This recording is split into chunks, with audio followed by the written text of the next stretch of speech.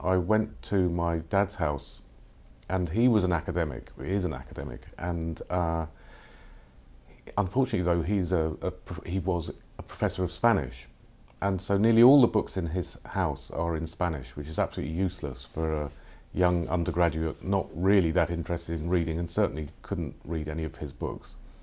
But he told me that in his attic there were books in English that had been left there by my eldest brother.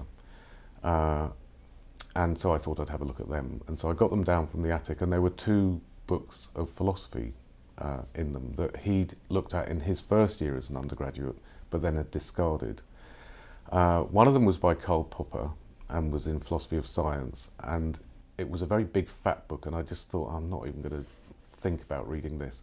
But the other one was by somebody I'd never heard of, and it looked small enough to read, and I thought, well, it is a philosophy book, and I'm doing philosophy, so I'll have a look at this. That book turned out to be Wittgenstein's Philosophical Investigations, and I was absolutely astonished by the contrast between what Wittgenstein was doing and the way he was writing in that book, and anything I'd been exposed to as an undergraduate up to that point.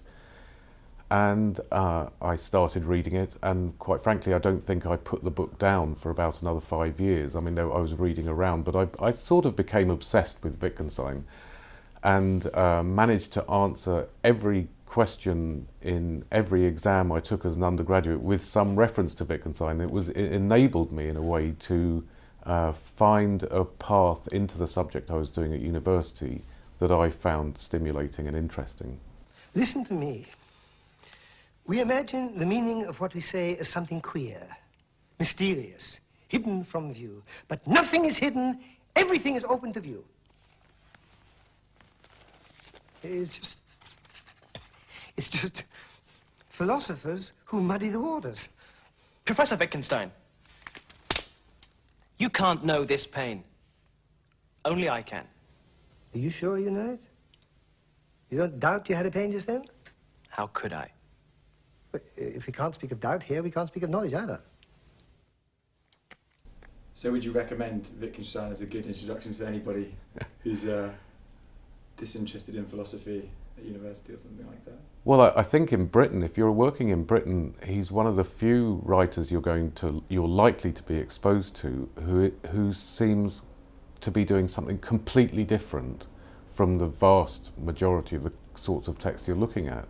It's very difficult to know what he's saying. I mean, I think that the fascination for me was partly that, and it's something I'm still sort of find not mysterious but perplexed by, is why certain books that I have been unable to understand, I found nevertheless worth continuing to attempt to understand.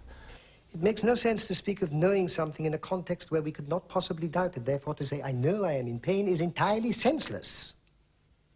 And you have this sort of project of non-understanding, which I found extraordinary in the sense that there must have been something there which was saying to me, this book is not over.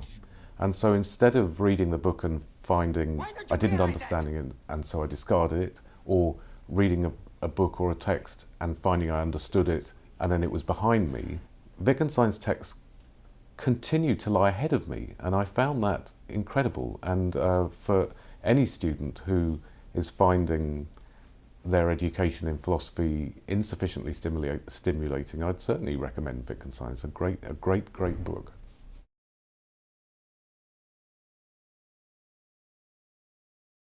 Oh wow, oh wow, oh wow, oh wow.